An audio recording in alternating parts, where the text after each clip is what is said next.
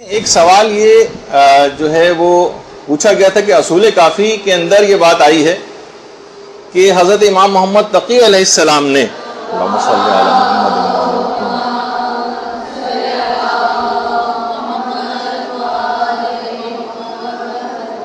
ایک ہی مجلس میں یعنی ایک ہی سٹنگ میں 30,000 سوالوں کے جوابات دی۔ اب یہ بات ہماری سمجھ میں نہیں آتی کہ کوئی بھی شخص 30,000 سوالوں کے جوابات ایک ہی نشست میں کیسے دے سکتا، جبکہ امام محمد تقی علیہ السلام کی اس وقت عمر مبارک بھی 10 سال تھی۔ 10 سال تو بہت ساری ایسی چیزیں کہ جو سوالات اٹھائے جاتے ہیں اور عام طور پر علماء نے ان کے پہلے سے جوابات دیے بھی ہیں۔ خود علامہ مجلسی نے بھی سوالات خود ہی اٹھائے۔ تو دیکھیے علامہ مجلسی نے پہلے خود سوالات اٹھائے بہت سے، کہا اگر ہر مسئلے کا امام نے ایک لائن کا بھی جواب دیا، یہ دیکھیے سب سے مختصر ایک لائن کے جوابات، اور ہر سطر کے اندر 50 بھی اگر الفاظ اور حروف ہوں تو تمام سوالات کے جوابات کے لیے 3 قرآن جتنی دیر میں پڑھا جاتے ہیں اتنی مدت درکار ہوگی، 3 قرآن پڑھے جانے کی مدت۔ اور اگر کوئی شخص صحیح طریقے سے بہت تیز اور فاسٹ قرآن پڑھے تو ایک قرآن جو ہے وہ 10 گھنٹے میں ختم ہوتا، صحیح طریقے سے بھی اور فاسٹ بھی اگر پڑھے تو 10 گھنٹے میں ایک قرآن۔ اس کا مطلب ہے کہ 30 گھنٹے مسلسل اگر ایک لائن کے بھی جوابات تھے تب بھی اتنا وقت لگے گا اس میں ظاہر ہے نمازوں کے اوقات، اور ایسا کیا ممکن ہے کہ اچھا بہت سے لوگوں کے علامہ مجلسی نے کا دماغ میں یہ چیز آتی ہے کہ امام تو صاحب معجزہ تھے، ہو سکتا ہے انہوں نے معجزے کے ذریعے جو ہے جوابات میں صورت دکھائی ہو، معجزے کے ذریعے یعنی تیز رفتاری کے ساتھ ایسے جوابات دے دیے۔ تو پھر اس کے اندر کہا کہ اس میں پھر ایک مسئلہ یہاں پر یہ اٹھے گا کہ ٹھیک ہے امام نے جو جوابات دیے تھے ان میں تو بہت معجزے کے ذریعے تیز رفتاری امام نے دکھائی، لیکن جو لوگوں نے سوالات کیے تھے کیا اس کے اندر بھی معجزہ تھا؟ اس میں تو بظاہر نظر نہیں آتا کوئی معجزہ ہو۔ ہر شخص ظاہر ہے جو سوالات پوچھ رہا ہے 1 2 3 4 کر کے، وہ ایک لائن کے بھی سوال نہیں ہوں گے، ہو سکتا ہے بہت طویل بھی ہوں۔ تو یہ کس طرح سے ممکن ہے کہ یہ ہمارے عقل میں چیز آتی نہیں۔ اب اس کے بہت سارے جوابات دیے گئے۔ دیکھیے یہ بہت ساری چیزیں ایسی ہیں کہ آج کل جو اصل میں ایشوز ہیں نا اس پہ لوگ بات نہیں کرتے۔ ہمارے پاس بھی بہت سارے ویب سائٹ پہ اور جو ہے وہ فیس بک پہ اور جو مدرسے کے جو حوالے سے بہت ساری چیزیں، اس میں اتنے اوٹ پٹانگ قسم کے سوالات جو بعض اوقات آتے ہیں کہ ان کا جواب دینا بھی جو ہے وہ تضیع اوقات لگ رہا ہوتا ہے، لیکن بہرحال لوگوں کے میں ایشوز یہی ہیں۔ لیکن اگر ان کو سیٹسفائی نہ کیا جائے تو وہ مطمئن نہیں ہوتے اور سوچتے ہیں کہ شاید اسلام کے پاس یا علماء کے پاس جو ہے اس کا جواب نہیں، جبکہ علماء اپنی کتابوں کے اندر ان کے جوابات لکھ چکے ہیں۔ اچھا اب علامہ مجلسی فرماتے ہیں کہ ہو سکتا ہے کہ ممکن ہے کہ 30,000 کے جو سوالات کا ذکر روایت کے اندر ہوا ہے، ہو سکتا ہے کہ یہ کثرت کی طرف نشاندہی کی ہو، ورنہ بہت مشکل ہے کہ کسی بھی نشست کے اندر کوئی شخص کاؤنٹر لے کے بیٹھا اور 1 2 3 4 کر کے 30,000 سوالات تک گنتا چلا جائے۔ اس کا مطلب یہ کہ ہو سکتا ہے کہ اس میں کثرت کی طرف اشارہ ہو، نہ کہ واقعتاً 30,000 ہو، کیونکہ گننا بہت دشوار گزار امر ہے۔ دوسرا جواب یہ دیا کہ ممکن ہے کہ کوئی ایک شبہ جو لوگوں نے اس میں پیدا کیا ہو، بہت سارے سوالات امام نے جو ایک جواب دیا وہ بہت سارے شبہات کے جواب کے لیے کافی ہو گیا، یعنی ان کے اذہان میں اس شعبے سے ریلیٹڈ جتنے سوالات تھے وہ سب خود بخود امام کے ایک جواب سے حل ہو گئے۔ تو گویا اس طرح سے بھی ہو سکتا ہے کہ 30,000 کا یہ عدد پہنچ گیا ہو۔ اچھا ممکن ہے علامہ مجلسی نے فرمایا کہ امام نے مختصر اور جامع جوابات اس طرح سے دیے ہوں کہ اس سے خود بخود بہت سارے سینکڑوں مسائل کا استنباط اور استخراج ہو جاتا ہو۔ کتنے ہی ہمارے اصول فقہ کے قوانین ایسے جو ایک قانون سے سینکڑوں مسئلے حل ہو جاتی۔ لا تنقص الیقین بالشک، بے شک یقین جو ہے شک سے نہیں ٹوٹتا، مثلا امام نے ایک اصول دیا۔ اب کیا اس اصول کے ذریعے بہت سارے سوالات کے جوابات خود بخود آ گئے۔ اسی طرح قاعدہ لا ضرر ایک اور قاعدہ، اس سے نہ جانے کتنے فقہی مسئلے حل ہوتے ہیں۔ قاعدہ الزام نہ جانے کتنے فقہی مسئلے حل ہوتے ہیں۔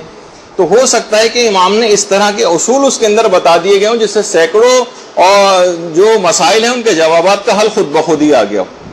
اچھا ایک چیز اور بھی ہے، علامہ مجلسی نے اس کو بھی کہا کہ یہ چیز بھی ممکن ہے کہ ہو سکتا ہے کہ وہ تمام حضرات جو امام سے سوالات کے لیے آئے تھے ہو سکتا ہے کہ وہ ہزاروں سوالات لکھ کر لائے ہوں اپنے ساتھ.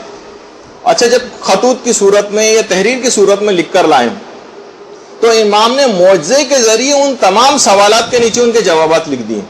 بالکل یہ بھی ممکن کہ امام نے ایسا کیا ہو، کیونکہ بہت سارے روایات کے اندر ہے کہ لوگ امام کے پاس سوالات لے کر آتے تھے اور لکھے ہوئے ہوتے تھے، اور امام ان لکھے لکھائے بند لفافوں کے اندر ان کے جوابات لکھ کے بطور معجزہ ان کے جوابات ہو جایا کرتے تھے. ہو سکتا ہے اس طرح سے ہو کہ امام نے بہت سی باتیں دیکھی، امام دل کے حالات کو جان کر بھی امام بہت ساری باتیں جو ہے وہ جواب دے دیا کرتے تھے.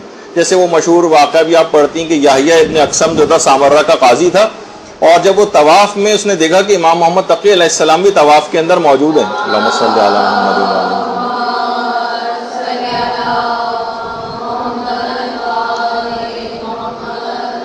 طواف کرتا ہوا امام کے پاس آیا اور کہا کہ میں آپ سے ایک سوال پوچھنا چاہتا ہوں لیکن شرم محسوس ہو رہی کہ سوال آپ سے کیسے کروں.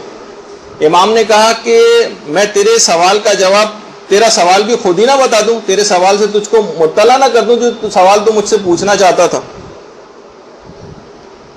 تو یہ پوچھنا چاہتا تھا کہ ہمارا امام کون؟ بحر الانوار میں بھی ہے واقعہ اور رسول کافی میں بھی. اس نے کہا خدا کی قسم یہی میرا سوال تھا کہ امام کون؟ امام نے فرمایا امام میں ہوں، امام میں ہوں. اب اس نے کہا کہ آپ کوئی نشانی ایسی بیان فرما دیں تاکہ میرے دل کو اطمینان ہو جائے. دیکھیے یحییٰ ابن اقسم جو کہا کہ خدا کی قسم مولا میرا سوال یہی تھا کہ امام کون ہے. امام نے کہا کہ امام میں ہوں. کہا کوئی ایسی نشانی بتا دیں تاکہ میرے دل کو اطمینان ہو جائے. امام کے ہاتھ میں عصا تھا. امام نے یہی سوال عصا سے کیا تو عصا بولنے لگا اور کہا کہ بے شک میرا مولا ہی اس زمانے کا امام ہے اور وہی حجت خدا.